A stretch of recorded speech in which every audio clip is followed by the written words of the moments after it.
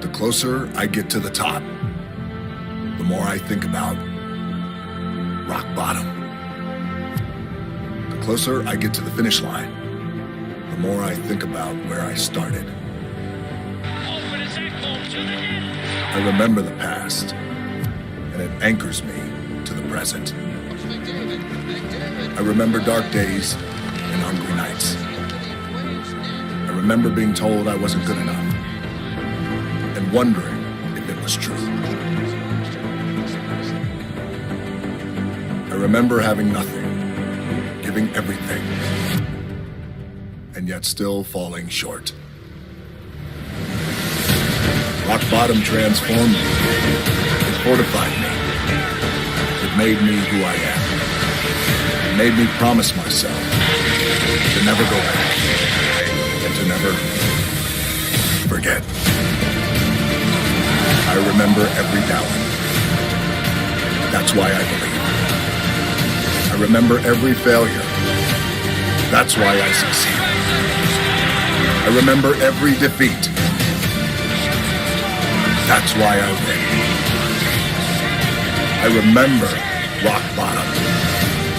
That's why I know where I'm going.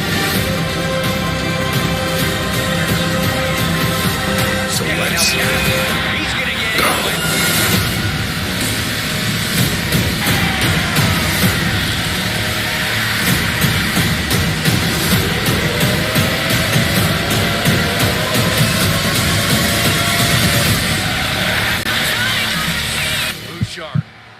To the net, wrist shot, score!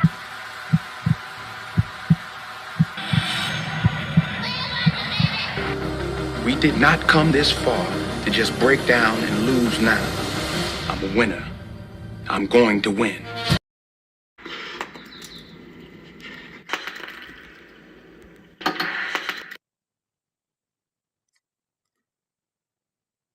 Need a pain medication for that one.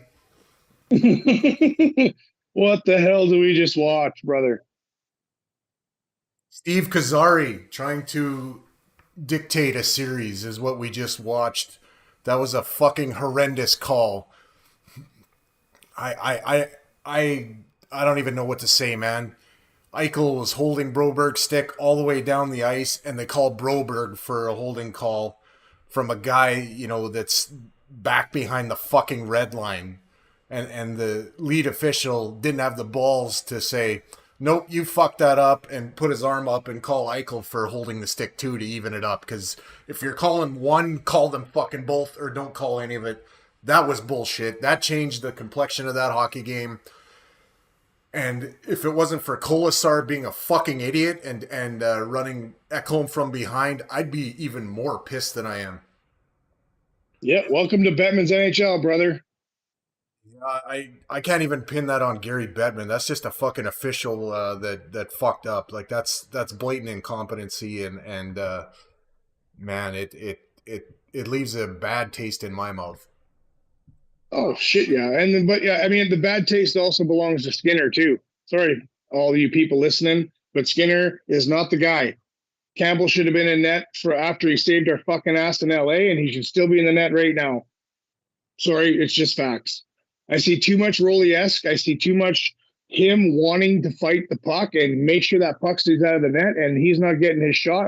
If they go back to Skinner in 48 hours, I'm going to be pissed off. You know, after the last time Skinner was pulled, I kind of thought that the whole reason he was pulled was to give him extra rest for Game 4. And I guess it kind of worked. But let's face it, I mean, the team in front of them played a lights-out game in Game 4 too. So, how do you rest timid rookie stuck in your neck, not allowed to play an aggressive game? How do you rest that? Yeah, that's his whole entire playoff run. He's trying desperately. I'm a Skinner fan. I'm a huge Skinner fan.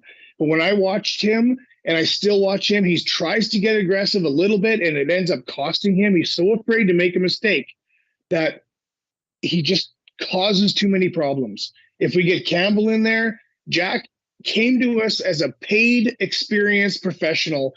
Fucking play him. Well, he had a bad season. Are we in the season now, or are we in the fucking playoffs? Like in for Campbell there, I mean, in relief, he's been dynamite. Lights out. Yeah, lights out. The thing though, honestly, Chad, that does scare me a little bit is he's a little frantic in the net. Skinner's a little bit more under control. Define frantic. All over the place. Well, then Dominic Hasek would hate you. Probably. And I mean, he had an okay run at goaltending, and Rolly would hate you too because he was a bit frantic as well. He was aggressive, and Campbell has that aggressive nature. Skinner just doesn't have that aggression, and he tried to. After Campbell bailed the Oilers out against LA, and he did. I don't give a fuck what anyone says. If it wasn't for Campbell coming in, we lose. We lose that series. Season's over, yeah. 100%. So Skinner saw that. He's not stupid. He's a great, great goalie, and he's a young rookie. He's going to be awesome for us. I cannot wait to see his future. But he watched what Campbell did, and he's trying to emulate that. He's desperately trying to, but he just doesn't know how yet. And the experience that he's going to get now is going to be awesome and great, but we don't need him to get experience. We need to fucking win. You want to win? Put Campbell in the net. End of story. I'm interested to see what happens because I Campbell came in relief again tonight, didn't allow anything, right? And look at what he did. Like the saves he made were not chump change saves. He made great saves, like fucking amazing saves. He had those guys pissed off because they had point blank chances, and he said, "Fuck you." The answer to this, but I think if that bullshit call isn't made on Broberg, we win tonight's hockey game. Oh, for sure, no question. I'm not going to take away. I'm not going to take away from the fact that Stripes literally won this game for Vegas, and I'm putting it back on Bettman, you piece of shit little loser, because Toronto got whooped, Toronto got kicked, and he does not want Canada in the playoffs. And fuck you if anyone tells me I'm wrong. I think tonight we were gifted an opportunity to get right back in the game. That 5-minute major, with our power play, we could have put 3 on the board there and took the lead back. Vegas did a good job keeping it to 1. So I'm not going down the conspiracy Gary Bettman train. I just think that's an incompetent official that fucked up and was in over his head. He made a bad call. I don't think that's mandated from the league or any of that. I just think that's man. I think that's one guy that really fucked up. Otherwise, they wouldn't have gave us the major on the Colasar thing if the fix was in. They would have just called it. No choice. They would have no choice. No, they had a choice. They could have just called it a 2-minute minor. Nope. Ekholm had a little bit of blood. Oh well, it's big boy hockey. That happens. No, you watch the replay. There was he didn't even attempt to try to not hit him in the numbers. That was an easy call. I know. He had no choice because the rest of the world was watching, and it was too blatant to not call. He broke fucking Cogliano's neck. Didn't even draw a call. Well, Jordan, yeah, that's true, and they were actually teammates, so that's actually. Yeah. Well, that's well, player safety might. They're asleep all the time. And you know what? Part of what fucked up. You know why Colasar did that? Because we only handled Pietrangelo 1 game. That didn't take the temperature down in this series whatsoever. Nope. No. It actually worked for about a period and a half tonight. It wasn't quite as intense, but then it ratcheted right back up. And how many times tonight did Vegas get away with holding the stick? How many times? 19 cross checks on Connor McDavid. 19. I counted every fucking one of them. 19. LA was diving. I mean, they're the new Vancouver Canucks as far as I'm concerned. But, fucking Vegas is sneaky dirty. You know, it's the cross checks, it's the slew foots, it's the hacks, but the fucking holding the sticks. I mean, you're really challenging a ref to make a call there. Yeah. I mean, it's sad that Kevin Bieksa is an Oiler fan right now. Not sad. I fucking love it. Yeah, me too. It's what's sad is that Eakins is, a league. I liked the other night when Bieksa said, the league isn't hiring.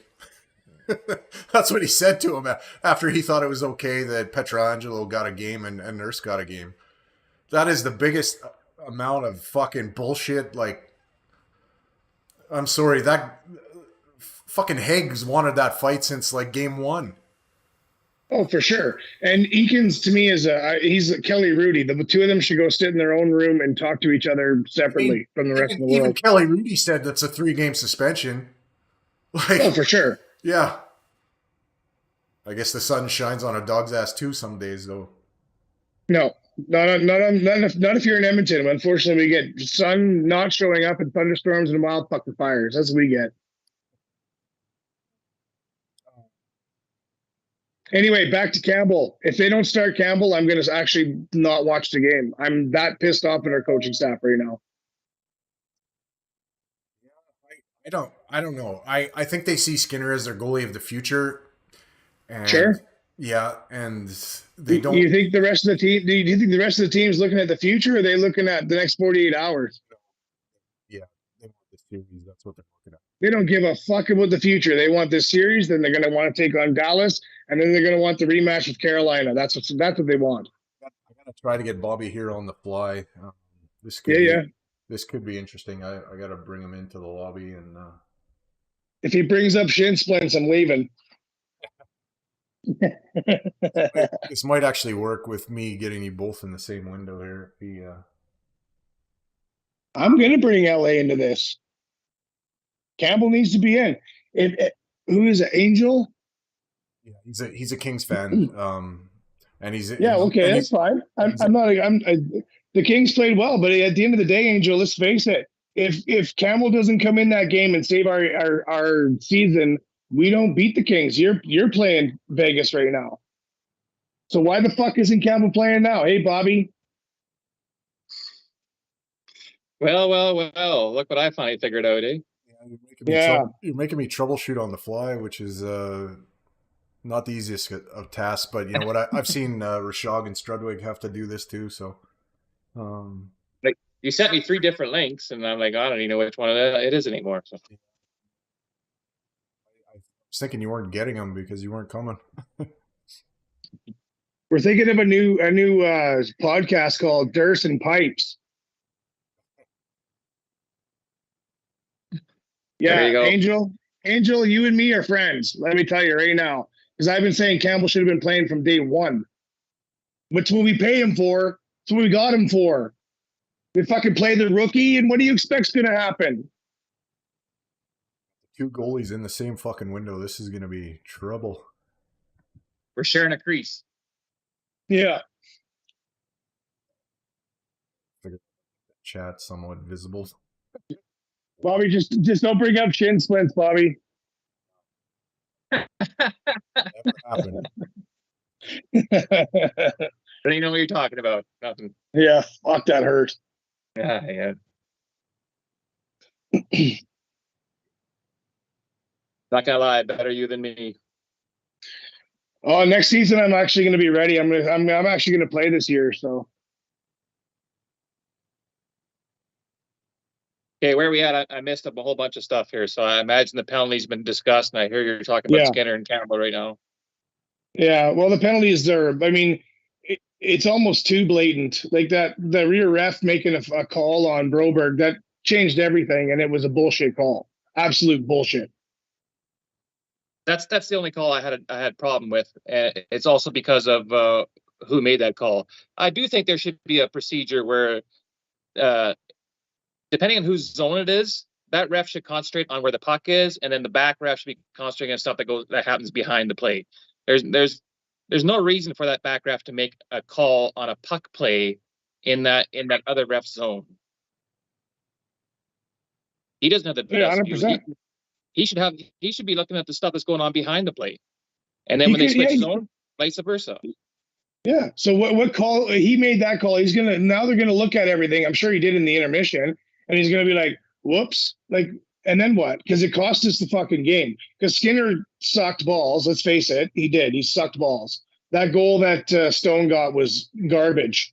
And that last goal, garbage. Garbage. Well, I'll say this: it's tough to say garbage. I do think though that we needed a save. It's tough when it's a 5-on-3. Like Stones goes a 5-on-3. It's kind of tough to hang the goalie on it. Although, again, I don't understand why you don't flash paddle that one in front of the net. Right. That's all I'm saying. And then the other one was a screenshot where Skinner. One thing that I thought he's always decent at is fighting through traffic, and it didn't look like he did at all. He just kind of waited for the puck to hit to him on that one.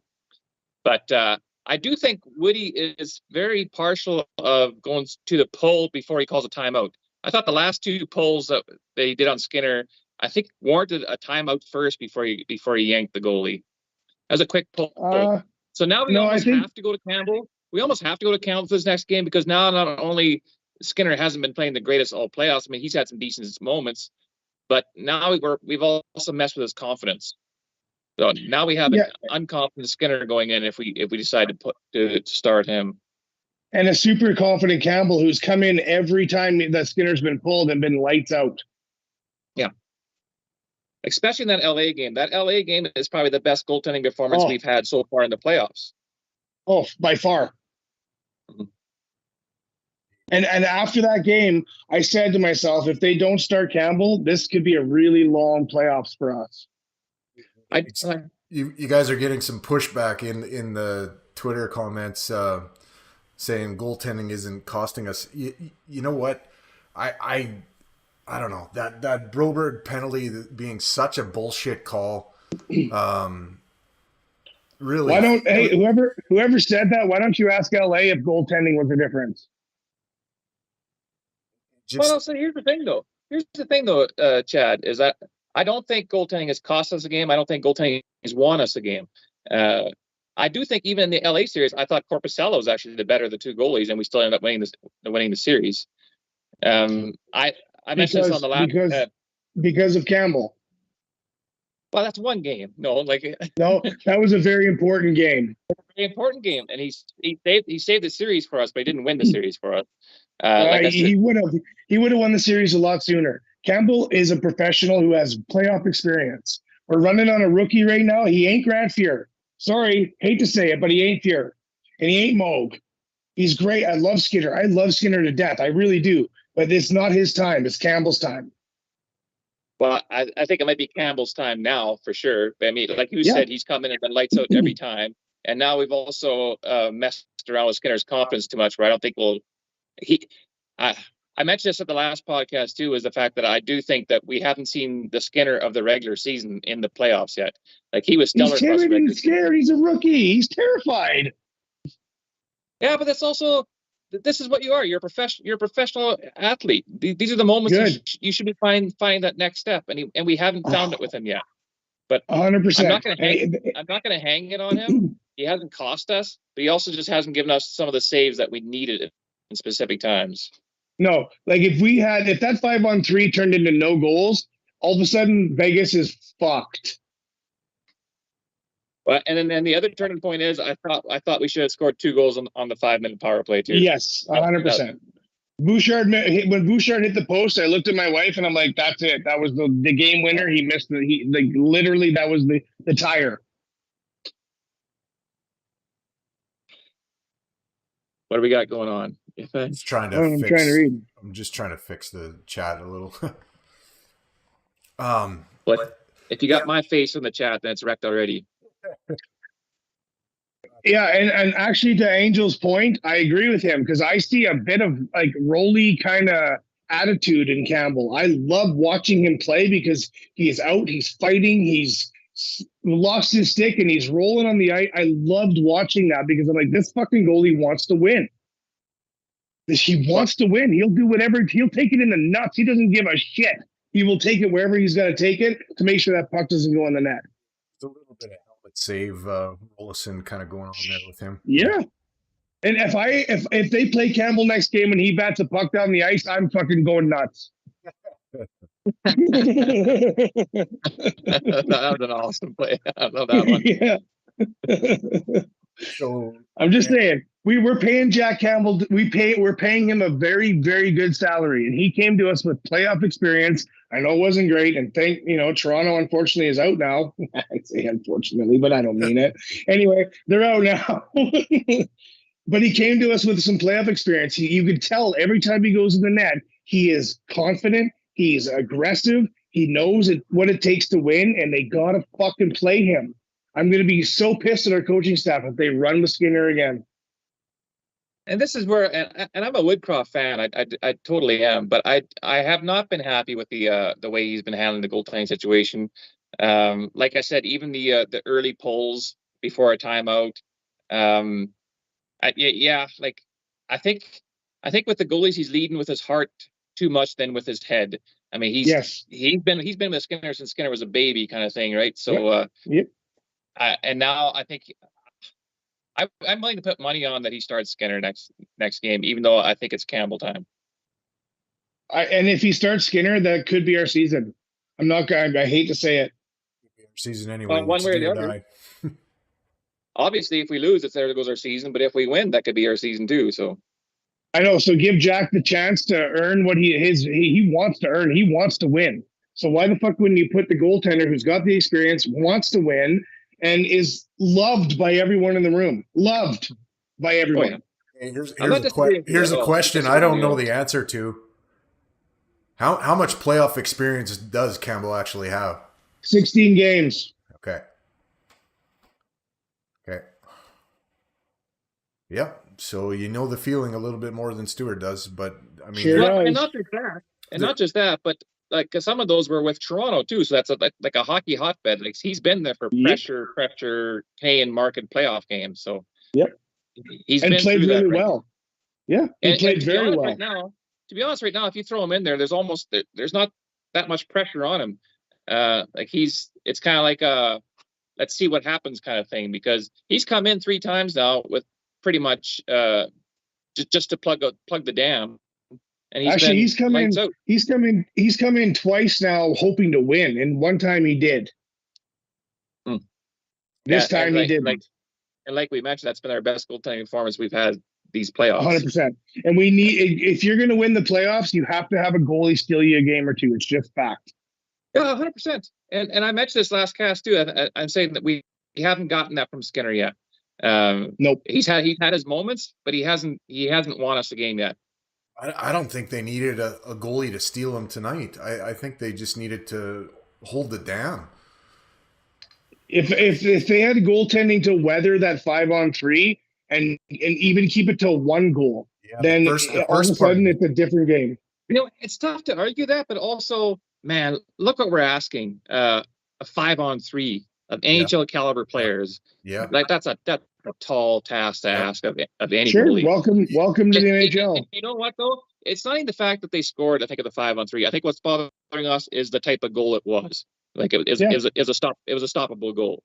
Yes. And actually the 4th goal, and I have to give it's funny, Bieksa and Elliot Friedman, I couldn't believe they said this because it blew my mind because they were right.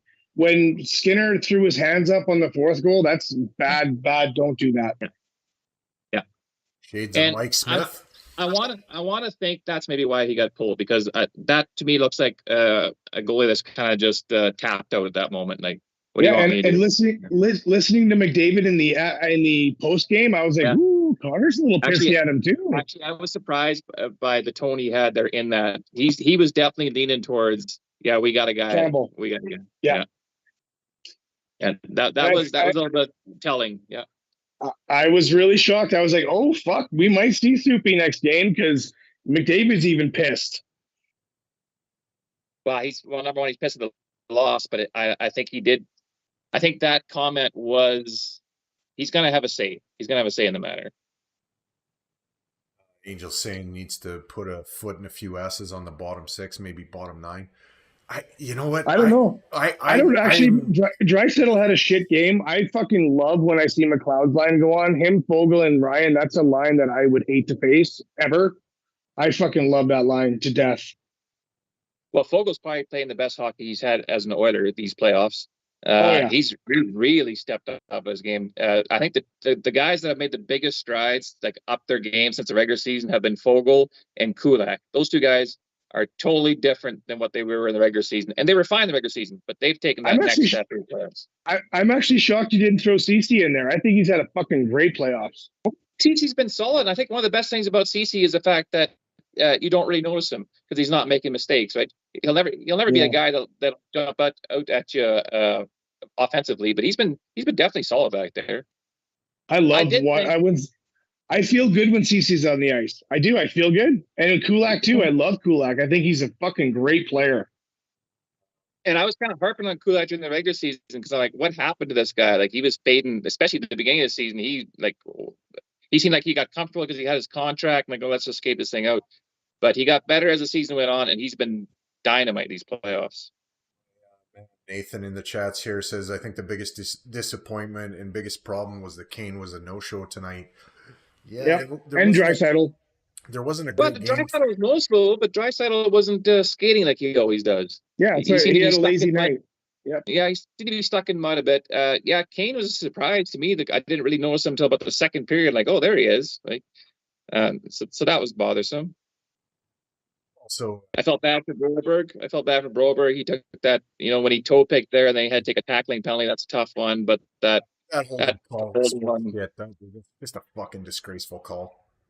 Well, not the first one. That's fine. The second one with him and Eichel, that was bullshit. That was total bullshit. They were still dancing together. There's two willing partners having a slow waltz down the ice. You take them both. Or not take any.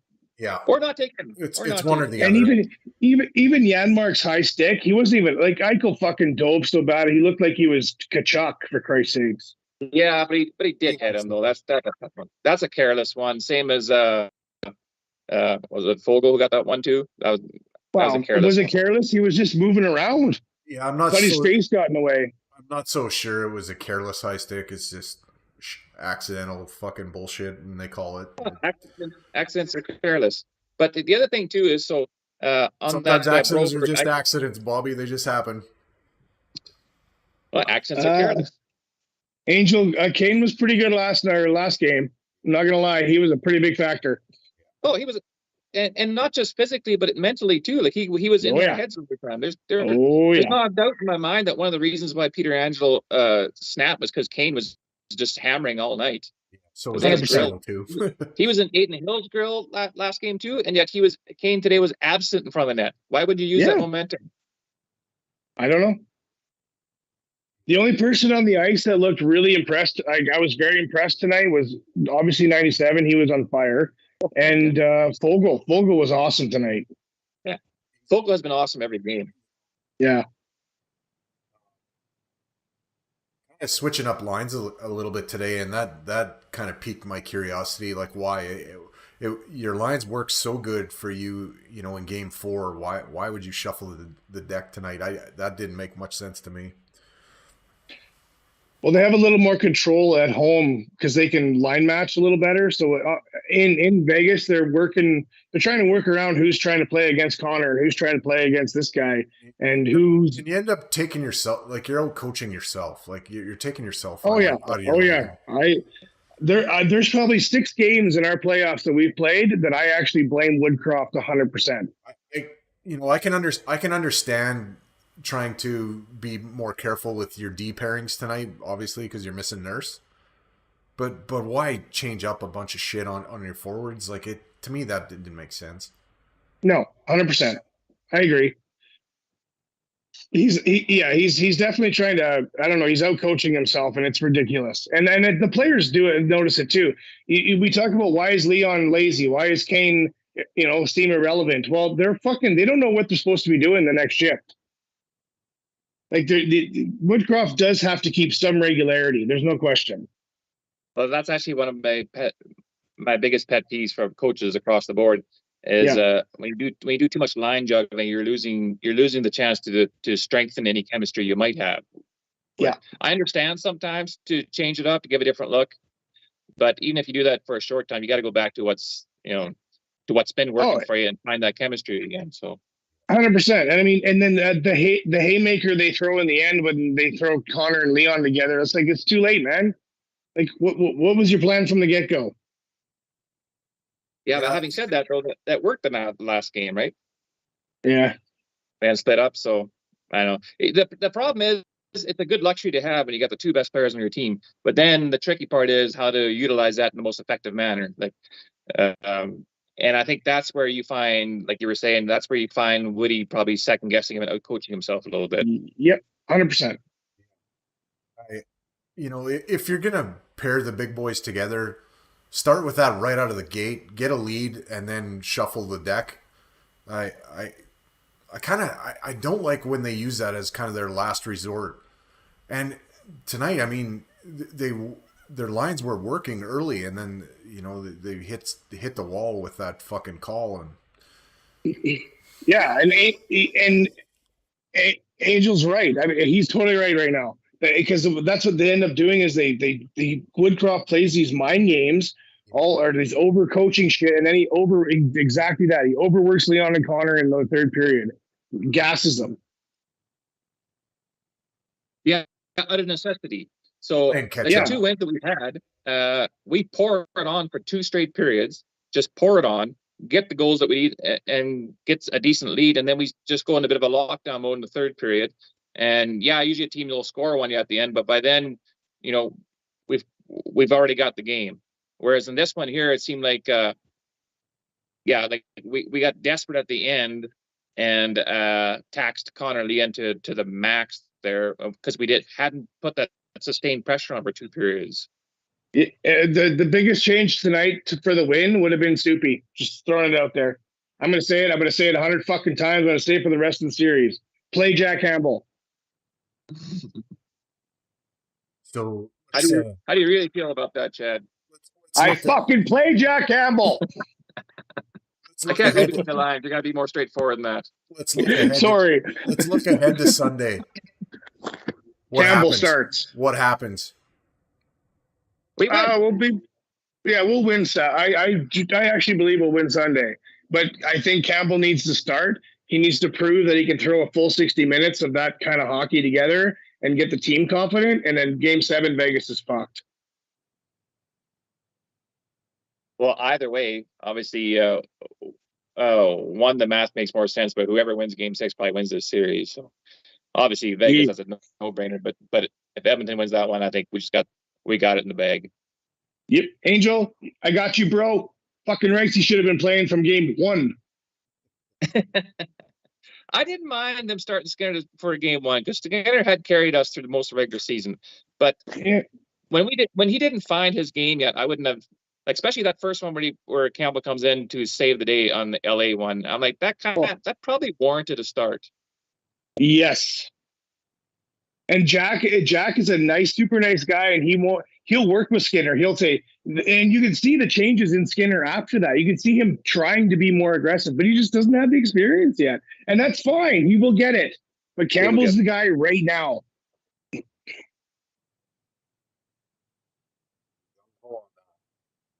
I am fucking gung-ho on that. Excuse me. I don't know. You still seem kind of hesitant. Me? Nah. Bobby, you know me well enough to know that I will say what I feel, and I don't give a shit. There's people kind of that said like a long time ago in the chats that Skinner's the guy that got us here, and Jack Campbell is good for relief pitching, but starting is a whole nother thing. My personal thought is right now, you don't really know what kind of playoff goalie you have in Jack Campbell. You don't. Angel brought up a great point. I'm so sorry I actually forgot about this. I was screaming at the TV, and anyone who would talk to me when we were playing against LA, I'm like, do you idiots and coaching staff realize that fucking Campbell practiced with all of these guys for years? In LA. Yeah. He knows these guys. What the fuck is wrong with you? So anyway, the point was kind of like, Campbell wasn't very good in the regular season. It's not the regular season. It's not the regular season anymore. No, it isn't. So That's why they call it a second season. It's a brand new start. it does kind of make me nervous to give the guy his first kind of playoff start of the year, though, in a deciding game. But I mean, no guts, yeah, no guts, no glory. No, I triple dog dare them to give him his first start in a game that matters. I mean, he came in relief and saved their season, really. Holy frick, Angel and Chad get a room already, eh? Holy smokes. Hell yeah.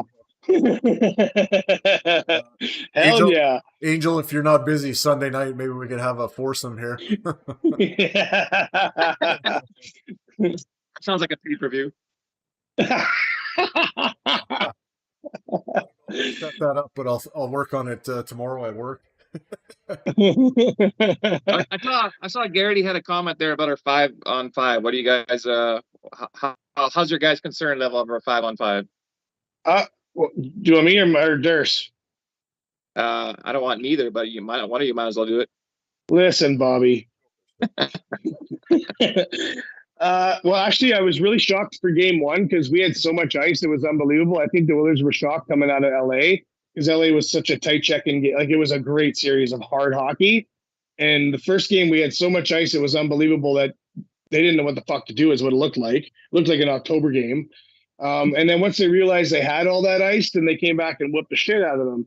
But Vegas did definitely compensate for that. And they looked like a team that, was going to play well. And then 5-on-5 now, I am just not impressed. We're trying to make too many pretty plays instead of the old dump, get it hard, hit hard, play hard. It's just not happening right now. I'm glad you brought up game one, Chad, because I thought the same thing in game one. Like the one thing that I saw that LA was doing to us was plugging up the middle, and anything we generated had to go from the outside and around our D-men, and we only have about 2 or 3 guys that can do that.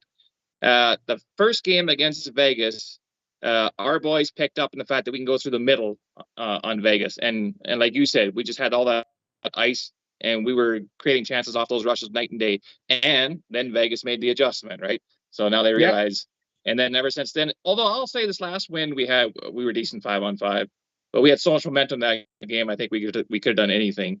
But it's a matter of one team adjusts, the other team has to adjust back and forth, and we're just not consistent enough in our adjustments on 5-on-5. So if Edmonton attacked Vegas like they did LA, with that hard dump and chase and that hard hitting, get the puck deep, punish Doughty, punish the defensemen, punish their forwards, back to that kind of a game, we're gonna Vegas wouldn't even have had a chance against us. Okay, we're a bigger team. Didn't we do that in game 4 though? Yeah, but okay, so you do it in 2 games. You got to do it in all fucking 4, exactly 5. Where I was going. That's exactly where I was going with that. And you're banging on the money, Chad. And we did it in game 4, which is mind-boggling to me why we don't use that same formula then for the next game 5. I know it doesn't.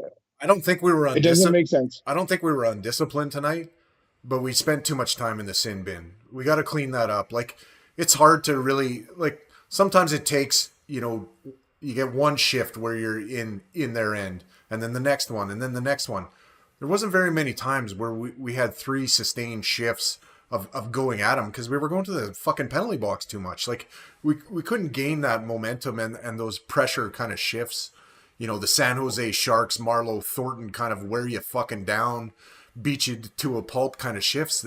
The best line really for that is Fogle and Derek Ryan and McLeod. Yeah. Those 100%. Guys are good at that, but they're not very big. But remember, Dirsa, after Broberg got that bullshit penalty, what did I text you? What was the first thing I texted you? Stripes for the win. And it's 100% how it worked out. The refs dictated the game from there on forward. I mean, that was a huge fucking change in the game for sure. Oh yeah. And like I said to you before we got Bobby and I had to rearrange all the fucking deck chairs on the Titanic here. Colasar kind of probably made it so I wasn't so fucking pissed off about that with that stupid penalty. Like, if he wouldn't have took that major, I would have been really hot because that gave us a chance. That opened the door for us to get back in the game. We didn't take it. Which we did. We got 1, but we should have got 2 on that major. Should have gotten 2 minimum. Yeah. Sure. I don't disagree. That's But, They, I mean, they owe us a fucking garbage call now, though. They yeah, do. I mean, give Vegas credit. Give Vegas credit though. That penalty kill was awesome. well. I Not mean, only that, to but hold they that locked unit it to down. one goal is a win. That 2-minute shift they had in our zone there at one point, Oh, where they're fuck just yeah. dragging the clock on. Our guys were stuck Oh, out yeah. there. That was a killer shift by Vegas. Like Oh, man. that was some smart hockey by them. That was amazing. Taking the double minor too took away a large chunk of, trying to make the comeback complete. Sure. But at the end of the day, like if Vegas earned this win with the refs' help, I'm not gonna lie, because Edmonton controlled the game. Edmonton controlled the game right up until that moment. Yeah. There was no question about it. Yeah. The Oilers had full control of the game, the full control of the pace. They were doing everything right until that moment where they were all of a sudden stuck in the penalty box for bullshit call. You want to say Jan Marks was real? Fine, go ahead. I mean, there was zero intent whatsoever. Eichel fucking dove better than he should be in Broadway, not in hockey. That little fucker. Well, the other thing that bothers me then, so on the Broberg Eichel thing again, it was the fact that okay, so the back referee makes a shit call from his angle. Why doesn't the other ref then, who saw the whole thing happen, why don't they talk to each other then and say, well, they actually both held, so we should. I'll give Eichel up. See him with his arm up because you know what he's calling, and call Eichel for holding the stick too. Even it up. Yeah. Have the fucking balls to even that up. Yep. But because the other guy saw it for sure, so he saw them both holding, which is why he didn't call it to begin with. So the back guy makes the Broberg call because from his angle, sure, it looks like Broberg's got reaching in for sure. But if the offensive zone referee sees both of them, why doesn't he just call Eichel then as well? Like it was obvious then. He could have negated the whole play. Like you're not going to wave off the penalty, so you might as well call the other penalty then too. Shown up by Jack Eichel is what happened there. Yeah.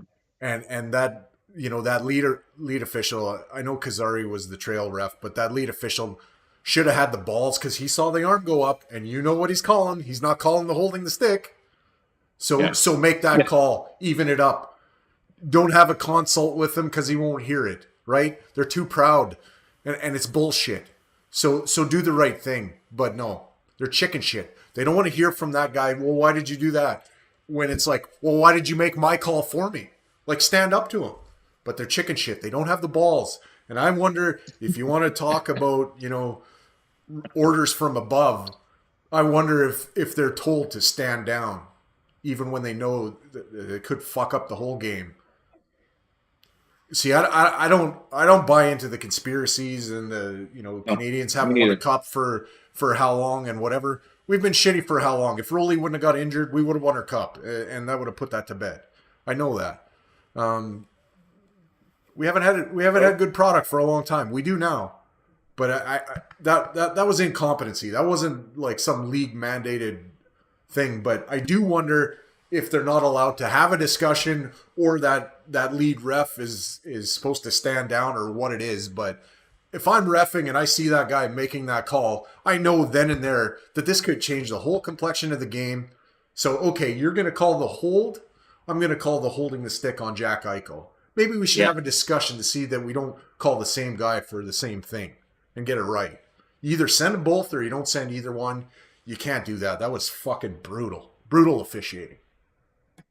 So I've mentioned this before, but I feel like officiating has gone downhill drastically on a steady decline the last 10 years now, because the game is so fast now. They are hiring athletes and training them to be officials as opposed to hiring officials. Yep. You're losing a lot of decision makers. Instead, you're focusing on people that can keep up with the game, and you don't get that flow. And also with all these reviews and stuff like that, you're taking so much power out of the hands of the referees now that, exactly like you said, Dirsa, they're trying to stick with what they're trying to give the refs some sort of leg to stand on, going, okay, you make this call, we won't review this call, kind of thing, because everything gets second guessed by an official now because of all the reviews we have. So they got no confidence, and now they're making no confidence calls, and it's bullshit. The reffing's been on decline now steadily for the last 10 years. You know what might do us? You know what might do us a favor going into Game 6? Bringing back Andy Van Helmond. Who I liked, actually. I liked him. Me too. The Leafs are done and Jersey are done. So I'm thinking that 4 more officials are also done. So the pool of officials just got smaller. Yeah, but we might not be around to see that in the next pool of officials if we don't get smart enough now. I mean, it just got smaller. So some of these shit guys just got fired in the last day. Yeah, but so get this, though. Yeah, that's some shit guys, but these were the best of the shit guys that there are in the world. Like, so there's so many 4 shit less guys now. That's what I mean. Let's all just agree that they need to start Campbell on Sunday. If there's one thing we're taking away from tonight, is that we should start Campbell. Yes. I'm with The shin splints has spoken. I am with you. I am with you totally. I do think it's Campbell's time. It probably should have been earlier. I'm going to reiterate, though, there's no way I blame any of this on Stewart. He didn't win us a game. He didn't lose the game. But I told you flat out. We need to do something different there. Yeah, I told you flat. I have all the love in the world for Skinner. I think he is our future for sure. No question about it. But right now, it's Campbell. He should have been playing against LA. Well, Campbell has given us more reasons to keep playing him than Skinner has given us reasons to. This wasn't. I just wish I could be in that coaching room. So we're playing LA. All right. So look at our 2 goaltenders. One of them's practiced with them for years. He knows all of their idiosyncrasies. No, we'll put him on the bench. Yeah, you stay on the bench, Jack. We'll play Stewart. The fuck is wrong with you? Well, I'll tell you what, though. Like, I'm sure Campbell gave him as much feedback to Stewart as possible, but in the end, it'll be a reflex. Like, Campbell knows when Kopitar's coming in. He's played with Kopitar. He knows what Doughty's going to do when he comes in, like that sort of stuff. Kempe, well, maybe not Kempe. He wasn't there, but just guys like that for sure. So this wasn't. But having said that, we won that series, so fine. This isn't something I had written down as a question for you both, but Bobby, you go first, and Chad, let me know who's your favorite NHL ref all time. Andy Van Hellemond. Yeah, I already said mine. Okay. You know what? You go back to the 80s, 90s sort of thing. Like, you had decision makers. You had McCreary was great. Even Fraser, for as much as he was a showboat, the guy was a good rep. Yeah, I agree. I was gonna say him too. Yeah. I like Koharski too. Koharski was awesome. Yeah. Kerry Fraser was too pretty for me. I don't like pretty refs. That why you don't like it when I ref? If back in those days, if you had a Game 7 in the Stanley Cup Finals, it was going to be Andy Van Helmond. That's reffing. There's no question. He was a good ref. I thought Bill McCreary was really fair, and he always got like World Championship games and all that. There was a few of them then. Yeah. Because these were guys that were born and raised refs almost. Like, these were actual game managers, game callers. They weren't athletes that they trained to become officials, right?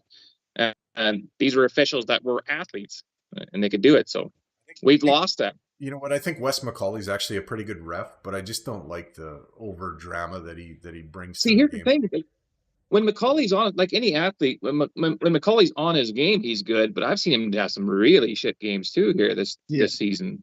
I'm in Toronto. The sidebar, Angel, you're right. You're definitely right that he got a lot of experience working with Quick. I 100% agree. Sorry, we're talking about Jack Campbell, the guy who's going to start next game. I know it's a little bit. I know it's before there. Angel mentioned McNabb and Martinez, and yeah, that's one thing I've noticed this series too. Those guys can shot block the shit out of that thing. They've been so impressive, especially McNabb. I mean, he's basically like another goaltender out there. He finds that lane and shuts that thing down. Like, do you think if Bouchard had more experience and he'd start firing pucks at those guys? shoot to kill. Yeah, lap shot into the booth upstairs. Yep. Just a couple. You want to block my shot? That's fine. Here we go. Block this one. Siskel and Ebert in the Twitter mentions here says Magoo was horrible. So we give Magoo three thumbs down. Fucking Magoo. I remember. Yeah, you know what? They're right. Magoo was horrible. I remember his fucking callback of a Jarrett Stoll pass that led to a bomb that went in the net. Oh, yeah. Oh man. So we kind of went to 50 minutes here, so I guess we might as well hold out to an hour. Sorry about the half hour. I promised Chad I fucked that up. It's all good. I'm just happy to get to yell at Bobby. It took me 45 minutes to get on, so yeah. I know. Both available. And I made a new friend. Angel's my new friend for sure. Angel's everybody's new friend, man. We had a little chat thing going on there during the LA Edmonton series, and he came on a few times.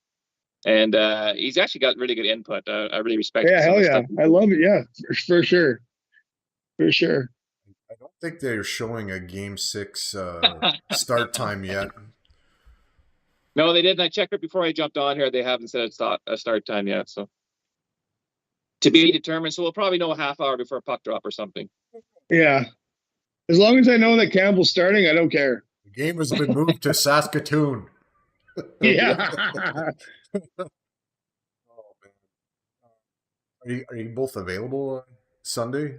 Oh yeah, I'll be here. Yeah, I don't have a life. Yeah, this is all I do. Yeah, I don't have a life. Get back and I'll try to get a window for each of you instead of having to share these a window there. That's pretty cute. Well, So you don't like the back and forth banter between the goaltenders? No, it's perfect. I just wish I could. The only thing that's a little bit goofy is because I'm just Angel be there. It wouldn't be a show without Angel. Right? The only thing that's a little bit goofy is like I got you both in the same window, and then when one of you talks and the other one starts talking, there's like a little purple line that shows up in the middle. Otherwise, it would kind of work, but no, I'll get you your own window frames. Bobby messed me up by not being ready to start on time. If you send me a usable link the first time, we'd be fine. Hey, Bob, we're pulling you and putting me in. What the fuck happened? Graham was ready before you. I'm a big game guy, Chad. Give me a moment. I collapsed with shin splints. That's my thing. So, I guess we should fill in the audience on that one. Chad was supposed to be my goalie for the heavy hockey showdown, and I think he made it about 3 minutes, and then went to. I made one good save. I made one great save. My wife has it on camera. Yeah, it was during warm up. It was a good one. Yeah, it was great. I thought he ripped his groin, but it was actually shin splints acting up, and couldn't even walk. Couldn't even stand on my own feet. Right I thought maybe you had your skates on backwards. It's been a while. I know. I thought maybe.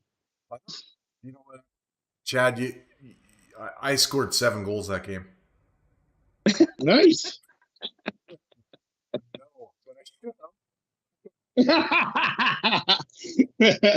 Actually, at the end of the day, what it made me do is want me to play again. So that I appreciate the fact that that happened, because now I'm actually going to play this year. So I'm stoked for that. Attaboy. Set me up like fucking. I should have had a double hat trick in that game, and I just turned that into a 2-assist night. All I care is that we beat Hebert. That's all I care about. Damn straight we did. Yeah. You know what's funny is I was forechecking Dash and he went to pass the puck and he fucking blew a tire and ended up in a heap in the corner. Oh no, he went to pass the puck and I batted it out of midair and then he just fucking exploded in the corner. Oh man, that's awesome. Yeah. So I know. Come back on Sunday, Angel. We'll fucking have some good times. We'll be talking about the win they just had with Campbell in it. Yeah, there you go. It started out pretty hot, like right at the beginning, Bob. I was fired up right out of the gate. It was fun. You know what else was fun about that heavy hockey showdown? I got a whole year I can chirp Dashney about taking the L against us and setting up like he was on the ice first shift, and I think Hamilton, and he buried it. And I think our line ended up with 4 or 5 points, and then the line with the 2 girls and that other dude, they lit it up. They scored all the other goals, I'm pretty sure. Just got to touch on quickly what Angel said there about the coaching change if the Oilers lose this one. I said, no, I wouldn't say so. I think this is one of those things too where Woodcroft is growing with the team. I'm sure he'll realize the areas he's making mistakes here this playoff run. I didn't see him doing this last year as much, like overcoaching himself, second guessing himself a little bit there too. But I think they have the right coach here. It's just a matter of them growing together, making that next step. I'm putting my hand up so I don't interrupt you. But they could fucking fire Schwartz, and that would definitely make me happy. Oh my goodness! You know what? Dad? Yeah, no, 100%. So the thing is, one thing is, so I was a goalie coach for years, and then one of my jobs was also scouting the other team's goalie. Like you work with your goalies, you scout other team's goalie. One of my pet peeves is with the Oilers has been how we make every second and third string goalie look like an all-star Vezina winner. Because I'm not even sure Schwartz actually scouts those guys. I think he just focuses on the starter. Because we have no information against these guys, and they come in and shut the door. Remember when Jeff Glass, the 31-year-old rookie, played his first game and made it look like he was Dominic Hasek? It's shit like that happens all the time. Yep. I don't like the new style of goaltending, but I did research this. 26 of the 32 teams have the new style of goaltending coach. So that's just the trend right now, the new style of goaltending. But the fact that we can't get good scouting reports on the other team's goalie drives me absolutely bananas. Okay, I'm gonna. And actually, to attribute the new style goaltending bullshit, those pads that I wore, buddies, I understand why it's changed. They're not the same. They're fucking weird. Throw something at both of you then. 15 minutes before a fucking meeting ends.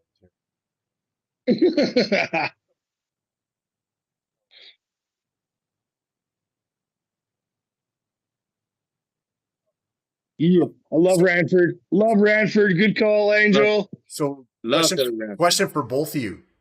What's your guys' book on Aiden Hill? He's fired up right now. He's fired up as fuck. His confidence is through the roof.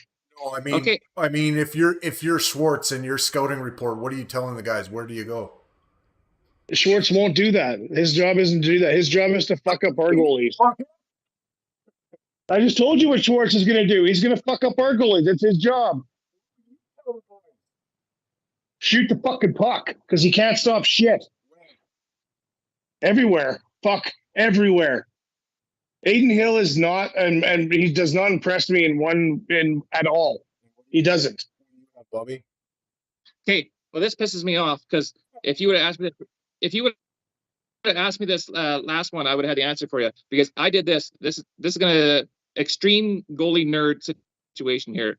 I watched highlights of every game in the NHL this year, and then and I kept a book on goalies because and maybe you saw me post from time to time where they'd gone in, kind of thing. I was posting, and I did that for the LA one. I said where they shoot on Corpusala, where they'd gone in that one. So I do have the Vegas one too. I just had never posted it yet. So I do have the book there of where the pucks have gone in on Aiden Hill, but I don't remember it offhand. But I can get that for you for Sunday. The pucks go in right now. I think he looks a bit weak, high glove side, but that's just off the top of my head. Yeah, Aiden Hill is easy to fire up. So if Kane and Hyman do their job, Aiden Hill doesn't stop pucks. That's my report. I think he's ultra aggressive and likes to chase people around, and I think you can kind of get him. If Evander Kane and Zach Hyman do their job, Aiden Hill is out of the game.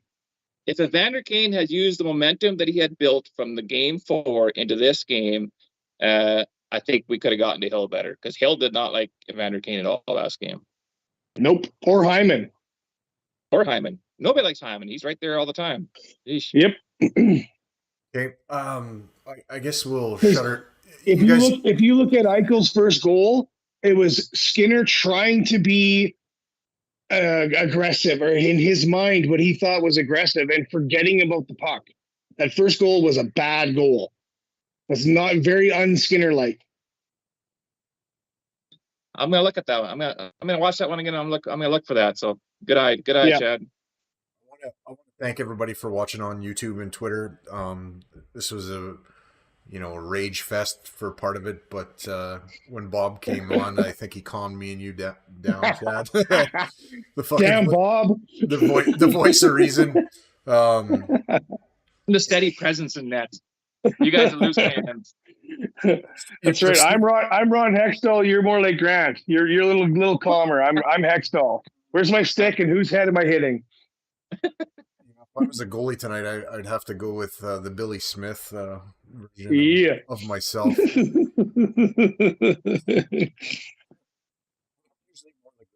too, but that fucking call that just fired me right up. Like, 100%. You know, why make that call? It's not your call, buddy. Just keep your fucking whistle in your mouth and let your partner do his job. Like, have some faith, some trust. But then again, the lead There should be official, teamwork. the lead They're the official, third team out there. They should be teamwork. They should be communicating like any other team does. yeah, lead official doesn't need to be a chicken shit and fucking overrule it by calling the hold on the stick, because they're both was going on, and I don't think Broberg held him at all. I don't. Nope. And that was a game changer. That was a momentum shift, and then throwing him 5-on-3, you basically handed Vegas the win. Yeah, I mean, I don't fault the call that made it a 5-on-3. Yeah, it was a high stick. I don't like the accidental high sticks though myself. I'm not a fan of that. To me, that's like firing the puck over the glass. Does that need to be in the game? I don't know. I mean, yeah, there could have been 2 minutes for Eichel on his Broadway performance on that high stick. That too. You could have evened it up. I mean, yeah, I guess they'd still get an extra 2 there, but let's look at, if Eichel was in the penalty box, it wouldn't have been a penalty, right? they got the extra 2 for drawing blood or whatever. Was it? No, it wasn't Janmark with the double minor. He got just a single. Yeah, no, you're right. Yeah. You're right. It was Fogel that got the double minor for drawing blood. Yeah. On the accident. That's an accidental high stick too. Like, I'd like some discretion in there. You know, like, yeah, he needs to be in control of a stick, but to penalize him, to give him a double minor just because there's a little bit of blood, there was no intent there. I mean, he was trying to deke around him. Like, I don't. Yeah, and to add to what Angel says here, I also. Eichel seems to get more of the calls than Connor. McDavid got cross-checked 19 times tonight. I counted every one of them. 19 times he was cross-checked. Thrown to the ice 3 times, not one penalty, not one. Like it was going to be our night going on the power play early though. Like and it was for until that fucking Broberg call. Yeah, but you throw a cheap shit penalty at Broberg and a cheap shit penalty at Janmark to do a 5-on-3, but you let everything else go? Come on, guys. I'd rather they let stuff go than call the phantom penalty. 100%. Just fucking let it go if you're gonna let it go. Exactly that. That was a phantom fucking bullshit. As Shaquille O'Neal would say, that call was awful. It was horrible and both awful in one. Like horror awful. Yes, it was fucking horror awful. I guess on that note, we'll shut her down, and I'll have you both on after Game 6, hopefully celebrating a win and going on to Game 7. Sunday is Game 7 in my eyes, so we need to win. Thank you both for coming on, and thank everybody for watching on YouTube and Twitter, and maybe some people on Facebook that I didn't pay attention to. Sorry, Facebook. And enjoy the Jack Campbell show on Sunday. Damn right. Keep your sticks on the ice, keep reaching for the stars, and go Oilers go.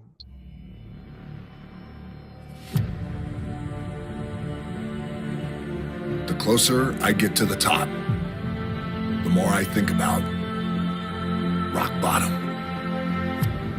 The closer I get to the finish line, the more I think about where I started. Open is that I remember the past, and it anchors me to the present. I remember dark days and hungry nights. I remember being told I wasn't good enough, and wondering if it was true. I remember having nothing, giving everything, and yet still falling short. Rock bottom transformed me. It fortified me. It made me who I am. It made me promise myself to never go back and to never forget. I remember every doubt. That's why I believe. I remember every failure. That's why I succeed. I remember every defeat. That's why I win. I remember rock bottom. That's why I know where I'm going. So let's go.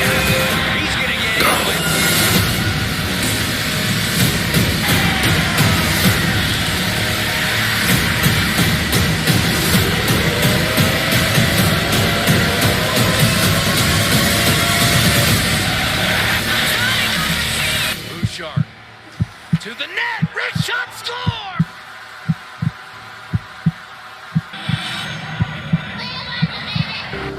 We did not come this far to just break down and lose now. I'm a winner. I'm going to win.